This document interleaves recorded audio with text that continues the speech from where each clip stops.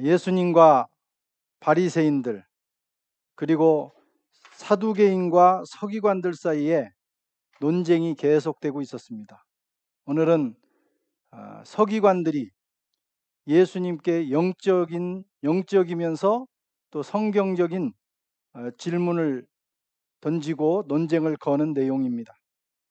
무슨 권위로 이런 일을 행했느냐 하는 것과 또 모든 계명 중에 첫째가 무엇이냐 하는 것입니다. 그런 걸로 이제 예수님께 논쟁을 걸어왔습니다. 예수님께서 멋지게 물리치셨습니다. 그러자 그들은 제사장들과 함께 예수님을 죽일 것을 모의했다고 합니다. 악한 자들의 일은 항상 이렇게 결말지어집니다. 오늘 1절에 보면 이틀이 지나면 유월절과 무교절이라 대제사장들과 서기관들이 예수를 흉계로 잡아 죽일 방도를 구하며, 자기들이 예수님을 논리로 이론으로 말로 이길 수 없게 되자 불리해진 그들은 예수님을 죽이기로 결심한 것입니다. 오늘 이 말씀을 살펴보면서 예수님께 있는 그 지혜와 지식에 대해서 우리가 배우고 또 예수님께서 하신 말씀, 경고의 말씀을 우리의 가슴에 한번 새겨보는 시간을 갖도록 하겠습니다. 먼저 주님만이 완전한 지혜와 지식을 가지고 계시다 하는 것입니다. 35절에 37절을 저와 여러분들이 같이 한번 읽어보겠습니다. 예수께서 성전에서 가르치실 때 대답하여 이르시되 어찌하여 서기관들이 그리스도를 다윗의 자손이라 하느냐. 다윗이 성령에 감동되어 친히 말하되 주께서 내 주께 이르시되 내가 내 원수를 내 발 아래 둘 때까지 내 우편에 앉아 있으라 하셨도다 하였느니라. 다윗이 그리스도를 주라 하였은즉 어찌 그의 자손이 되겠느냐 하시니.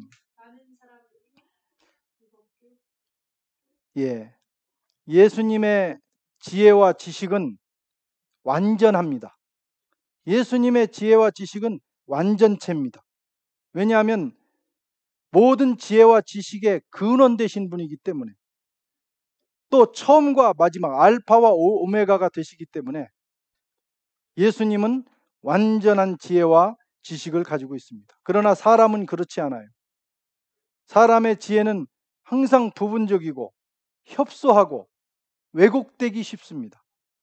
아무리 지혜로운 사람이라 할지라도 온 세상의 지혜를 총체적으로 아는 사람은 없습니다. 그러나 주님은 지혜와 지식의 완전체입니다. 성경에 대해서도 마찬가지예요. 예수님은 성경에 대해서 통달하신 분입니다. 왜냐하면 성경 자체가 예수님에 대해서 말씀하고 계시기 때문입니다. 자기에 대한 말씀이에요. 뿐만 아니라 자신이 하신 말씀이에요. 자신이 선지자들을 통해서 그 백성들에게 주신 말씀이기 때문에 예수님은 성경에 대해서 통달하셨습니다. 그래서 성경을 자유자재로 활용하실 수가 있어요. 자유자재로 사용하실 수가 있는 것입니다. 통합적으로 보신다 이런 말씀입니다.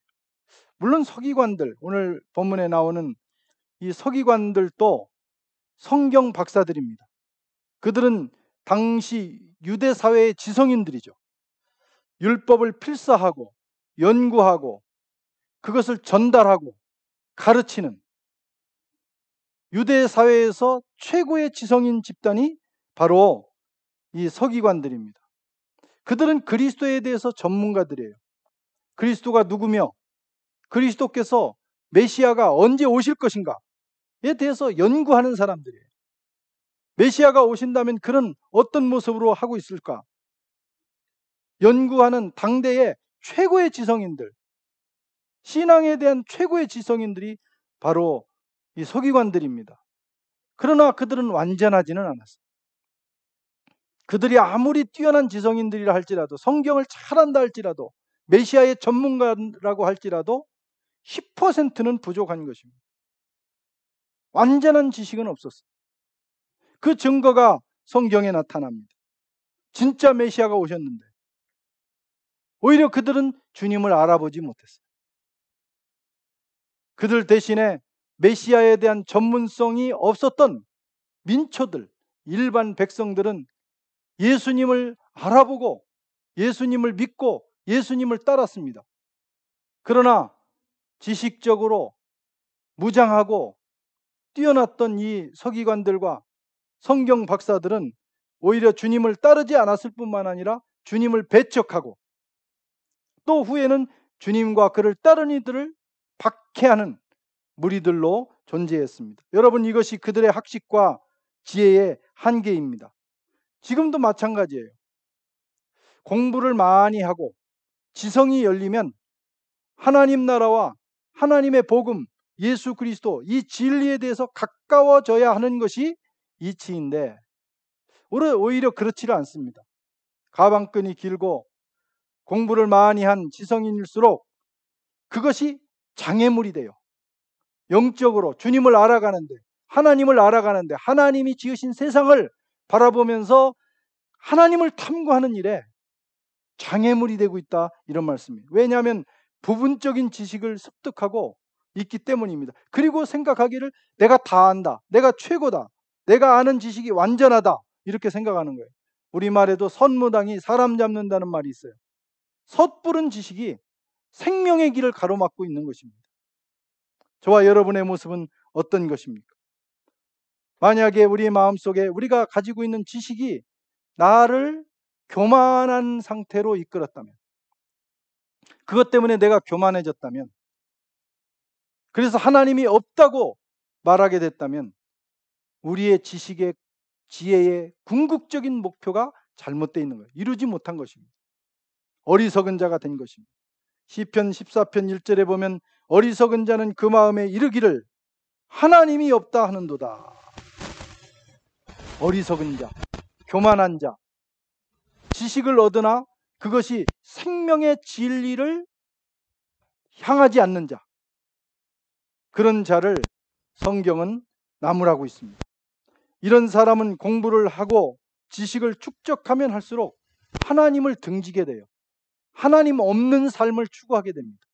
하나님으로부터 점점 멀어지게 되고 하나님을 향한 높은 벽을 세워요. 사도 바울은 말하기를 이것을 모든 이론, 하나님을 향하여 높아진 것, 하나님을 향하여 하나님을 대적하여 높아진 것, 고린도후서 10장 4절 5절에 그렇게 말씀하고, 사람들이 공부를 하면서 세상의 지식을 얻으면서 하나님을 발견하는 것이 아니라 하나님을 대적하여 높아진 진을 친다, 이렇게 말씀하고 있습니다. 이 하나님을 향하여 높아진 진, 교만한 사람들, 특별히 지식인들의 마음속에 들어있는 이 진은 두 가지 방법으로만 해체될 수가 있어요. 무너질 수가 있어요. 첫째는 하나님의 강력한 능력입니다. 사도 바울은 그가 주님을 알기 전에 당대 최고의 지성인이었어요. 그는 자기의 지성으로 똘똘 뭉쳐서 예수를 거부할 뿐만 아니라 예수를 따르는 자들을 이단의 무리라고 생각하여 그들을 잡아 가두고 죽이려고 하고 또 죽이는 일에 앞장섰던 사람입니다. 그것이 바로 사도 바울입니다.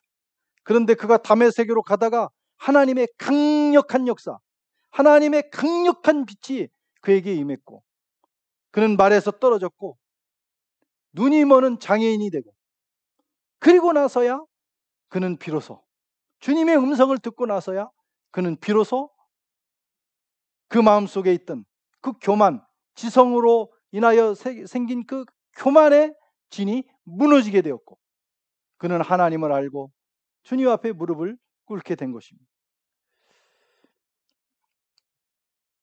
또 한 가지 방법은 고난이라는 거예요. 고난. 사람들의 교만한 마음을 무너뜨리는 것은 고난이 올 때입니다. 고난이 파도처럼 태풍처럼 밀려오는데 그 앞에서 견딜 장사는 없습니다.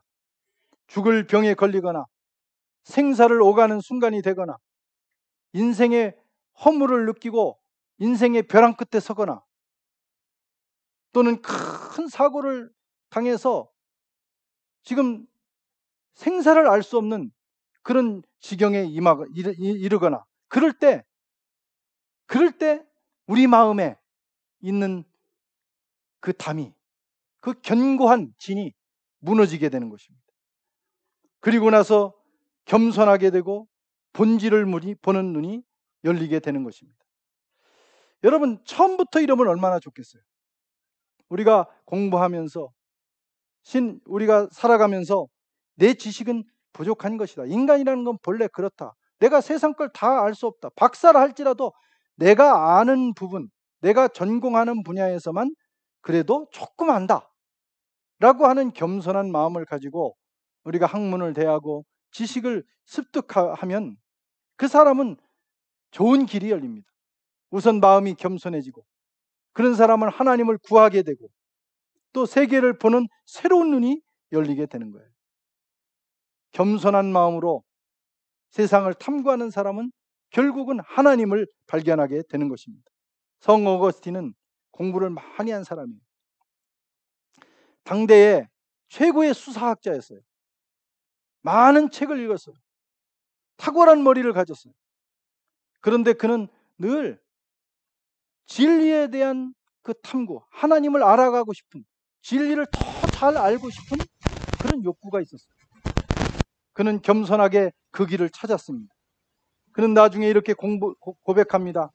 자신의 지식이 자신이 하나님을 탐구해가는 과정에 유익했다.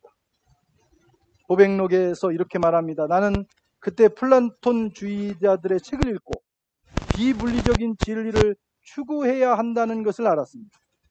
또한 나는 보이지 않는 당신의 진리를 창조된 것을 통해서 알게 되었습니다.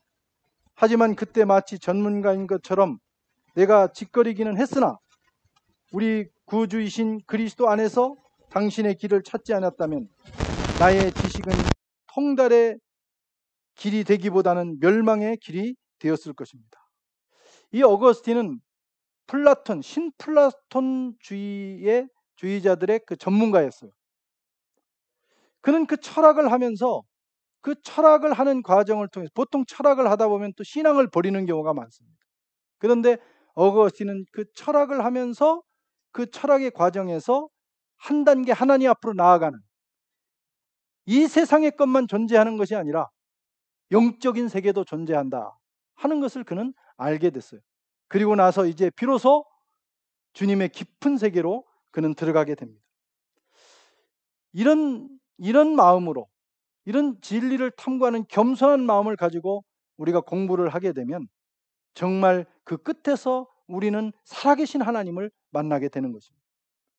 서기관들의 지식은 그렇지 않았습니다. 그들은 그리스도에 관한 전문가들이었고 그것을 연구하고 하나님의 말씀을 연구하는 것이었지만, 그러나 그들은 결국 그리스도 앞에서 그리스도를 부인하는 멸망의 지식이 되고 말았어요. 왜냐하면 그들의 마음이 교만했기 때문입니다. 내가 다 안다. 우리가 최고의 지성인이다. 그렇게 생각하는 마음이 막상 그리스도가 오셨을 때 그리스도를 부인하고 말았습니다. 지금 여러분과 저의 지식은 어떤 상태에 있습니까? 깊이 한번 돌아볼 수 있기를 바랍니다. 두 번째로 오늘 본문을 보면 청중들이 이런 주님의 말씀을 즐겁게 들었다. 주님께서 37절에 보면 다윗이 그리스도를 주라 하였은즉 어찌 그의 자손이 되겠느냐 하시니 많은 사람들이 즐겁게 듣더라. 예수님께서 다윗의 시편을 인용하시면서 다윗의 말을 인용하면서 다윗이 예수님 장차 오실 그 메시아를 주로 고백했다면 그 메시아가 어떻게 다윗의 후손이 되겠느냐, 이론적으로 말이 맞지 않겠느냐, 맞는 것이 아니지 않느냐 하면서 예수님께서 성경적으로 제시를 하자 그만 그들이 말문이 막혔다고 하는 겁니다. 그런데 그때 백성들은 그것을 들으면서 아주 재밌어하고 시원해했다는 거예요. 벌써 이 서기관들이라든가 기득권층에 대해서, 종교 기득권층에 대해서 이 백성들은 답답한 마음, 반감을 가지고 있었던 것이고 예수님이 그것을 시원하게 풀어주시자 그들은 예수님의 말씀을 즐겁게 들은 것입니다. 이 즐겁게 들었다 하는 부사는 헬라어 헤데오스라는 말인데 성경에 3번 사용합니다. 그 중에 마가복음에 2번 사용되고 있어요. 마가복음 6장 20절에 보면 이렇게 되어 있습니다. 헤롯이 요한을 의롭고 거룩한 사람으로 알고 두려워하여 보호하며 또 그의 말을 들을 때 크게 번민하면서도 달갑게 들음이라. 헤데오스, 달갑게 들었다 하는 것입니다. 달갑게. 이 달갑게, 마가복음 6장에 나온 이 달갑게라는 것은 주의하여 잘 들었다. 즐거운 말은 아니에요. 입에 단 말은 아니에요. 마음에 편한 말은 아니에요. 그 말을 들으면 왠지 마음에 부담이 있는 말이에요. 그렇다고 해서 틀린 말도 아니에요. 듣지 않을 수 없는 말이었어요. 그래서 그 말을 듣되 마음의 부담을 가지고 달갑게 들었다고 하는 것입니다. 내가 하나님의 말씀을 들을 때, 여러분이 하나님의 말씀을 들을 때도 이런 마음으로도 들어야 합니다. 때로는 하나님의 말씀이 꿀처럼 달기도 하지만 때로는 쑥처럼 쓸 수도 있어요. 그 쓴 말씀, 마음에 부담이 되는 말씀, 그래서 내 양심을 찌르는 말씀, 귀를 막고 싶고 책을 덮고 싶은 말씀, 그 말씀을 읽거나 들을 때도 달갑게 들어야 해요. 왜냐하면 틀린 말씀이 아니기 때문에. 그 말씀, 그 부담스러운 말씀은 오히려 달콤한 말씀보다도 더 내 몸에는, 내 영에는, 내 인생에는 더 유익할 수가 있어요. 우리말에도 입에 쓴 약이 몸에 좋다고 하지 않습니까? 하나님의 말씀이 내게 들려올 때 양심을 찌르고 뭔가 부담을 주고 너무 무겁게 생각이 되고 그럴 때 이것이 진짜 보약이구나. 영적인 보약이구나. 이 말씀이 나를 살리는구나 라고 생각하면서 달갑게 듣는 것이 대단히 중요합니다. 이 달갑게라는 말을 마가복음 6장에서는 그때 쓰셨습니다. 헤롯이 자기의 동생 필립의 아내를 빼앗았어요. 아주 윤리적이지 못한 일이죠. 그래서 많은 백성들이 비난을 합니다. 빼앗아서 동생의 부인을 빼앗아서 결혼했으니까. 그때 거기서 이 세례 요한이 강력하게 그것을 또 비난했습니다. 그래서 그를 잡아 가뒀어요. 그런데 헤롯은 이 세례 요한이 하는 말이 마음에 불편하기도 했지만 또 그것이 틀린 말이 아니라고 하는 생각을 했어요. 약간의 양심이 살아 있었는 모양입니다. 그래서 오늘 성경에 말한 대로 달갑게 들었어요. 번민을 하면서도 그의 말을, 그의 책망을 달갑게 들었어요. 그렇게 들어야 합니다. 그런데 조금만 더 겸손하게 들으면 회개와 구원이 일어나는데 달갑게 듣는 정도에서 끝났어요. 그러다가 어느 날 여기에 앙심을 품은 헤로디아, 그러니까 새로 동생의 부인을 뺏어서 결혼한 그 왕비 헤로디아의 청에 의해서 세례 요한을 목을 잘라 그에게 보내게 됩니다. 그리고 그는 무서운 죄악을 저지르게 된 거예요. 하나님의 말씀을 달갑게 들어야 합니다. 그리고 그것을 끝까지 들으면 생명의 길이 열려요.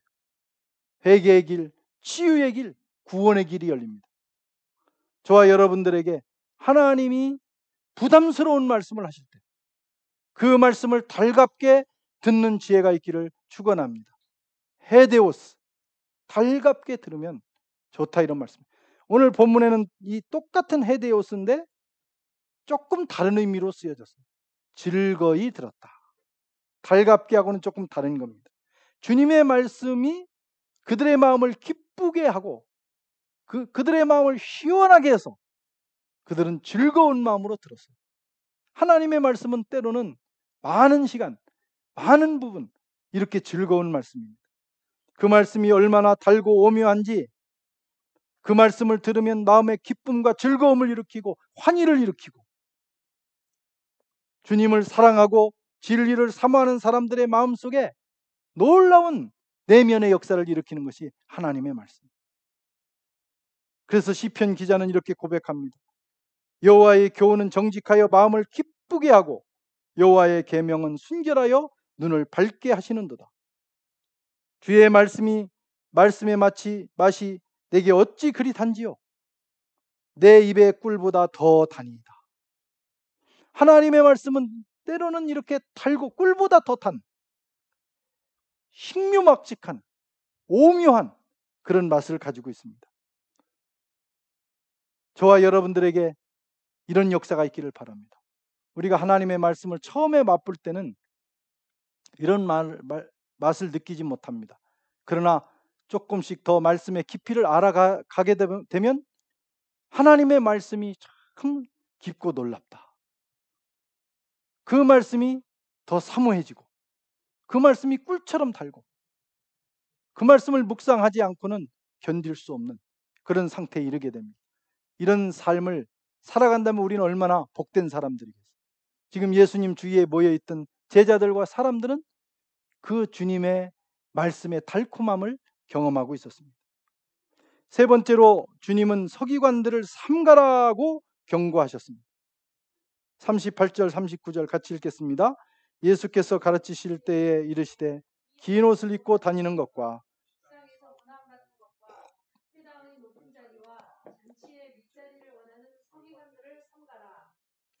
삼가라 주의하여 보라 그런 뜻이에요.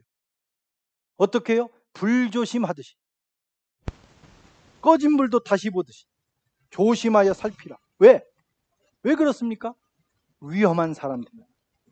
이 서기관들이 위험한 사람들이잖아요. 여러분, 서기관들이 다 나쁜 건 아닙니다. 그들 중에는 훌륭한 사람들이 많아요. 그들 덕택에 그들은 율법을 배웠고 또 율법을 전수받았어요. 그러나 어떤 서기관들은 참 나쁜 사람들이 있었습니다. 지금 예수님께 도전하고 예수님을 넘어뜨리고 또 기득권을 가지고 백성들을 괴롭히는 사람들도 있었습니다. 여러분, 지식인들이 다 나쁜 건 아니에요. 그 중에 그 지식인들 덕분에 우리가 이런 문명과 문화의 혜택을 누립니다. 그들의 수고, 그들의 지성 덕분에 우리는 참으로 내적으로 또 외적으로 풍요로운 삶을 살게 됩니다. 문화와 문명은 그들에 의해서 전수되고 만들어졌습니다. 그러나 여러분, 때로는 지식인들 가운데 아주 나쁜 사람도 있어요. 왜냐하면 그 지식을 자기 자신을 위해서 잘못 사용하기 때문입니다. 우리가 지식을 터득할 때는 자신을 위해서도 살지만 남을 위해서 살라고 지식을 터득하는 거예요. 그런데 그것을 자기를 위하여, 자기 이익을 위하여 사용하기에 급급한 사람들은 결국은 이웃에게 해를 끼치게 되는 것입니다. 그들은 자신들의 지식으로 권력을 잡고 자기들이 잡은 그 권력으로 또 백성들을, 아랫사람들을 고통스럽게 합니다. 해로운 인생들이죠. 차라리 못 배운 사람들은 도둑질을 해도 좀도둑이 됩니다. 못 배운 사람들은, 힘이 없는 사람들은 뭘 훔쳐도 남의 주머니를 훔칩니다. 그런데 많이 배운 사람들은 도둑질을 하면 큰 도둑이 되고 또 훔쳐도 이웃의 주머니 정도가 아니라 나라의 곳간을 훔치는 거예요. 못 배우고 지식이 없는 사람들은 다 잡혀서 감옥에 가도 잘 배운 사람들은 법망을 피해서 안전하게 보란듯이 살아가는 사회가 이 세상입니다. 그것이 사회의 부조리이기도 해요. 서기관들이 지금 그런 지경입니다. 성경과 메시아에 대해서 전문가이면서도 예수님이 오셨는데 그 앞에 예수님을 두고도 예수님을 알아보지 못하고 배격하고 있었어요. 왜? 탐욕의 눈이 어두웠기 때문에, 잘못된 지식을 가졌기 때문입니다. 그 지식으로 기득권이 돼서 그저 자기 자신을 위해서 그 모든 걸 사용하고 누리는 데만 급급했기 때문입니다. 그들은 그들의 지식과 지위를 이용해서 고아와 과부의 가산을 훔치는 사람들이었어요. 탐하는 사람들이었어요. 그리고 하나님 나라의 이로운 자들이 아니라 해로운 자들이 되었습니다. 그래서 오늘 예수님께서 서기관들을 삼가라 이렇게 말씀하셨어요. 사랑하는 성도 여러분, 프랑스에 사는 저와 여러분들은 그래도 비교적 지성인들입니다. 대부분 여기에 공부하러 오셨고 또 공부를 계속하고 있고 또 상사 그리고 공무원 주재원들로 오셨어요. 여기 프랑스 특별히 파리에 사는 사람들은 거의 대부분이 대학 이상을 나온 그래도 지성인들이에요. 많은 것을 배웠고 많은 지식을 가지고 있습니다. 또 한국에 들어가 어디 가도 중요한 자리에 가실 분들입니다. 서기관과 같은 사람이라 이거예요. 지식을 소유하고 지식을 관리하는 사람들. 특별히 우리 그리스도인들은 그 지성이 하나님을 알아가는 지성, 진리를 탐구하는 지성. 그리하여 궁극에는 하나님을 알아 하나님을 경배하고 찬양하는 지성이 되기를 바랍니다. 그렇지 않고 우리의 지성이 잘못 쌓이면 오히려 그것이 하나님을 아는 데 장애물이 될 뿐만 아니라 그것을 잘못 사용하면 다른 사람들을 해롭게 하는 지성이 될 수도 있습니다. 나도 이롭고 남도 이롭게 하는 지성이 되기를 바랍니다. 사두개인들을 주의하라고 말씀하셨어요. 그것은 다른 사람들만 주의하라는 것이 아니라 그런 사람들을 피하고 주의할 뿐만 아니라 내 자신이 그런 사람이 되지 말라는 거예요. 우리가 깨달은 지혜와 지식을 가지고 하나님을 더 깊이 알아가며 주님을 높이 찬양하며 그리고 그것을 가지고 이웃에게 생명을 전하는 세상을 이롭게 하는 저와 여러분들이 되시기를 주의 이름으로 축원합니다. 할렐루야. 기도하겠습니다. 하나님 아버지,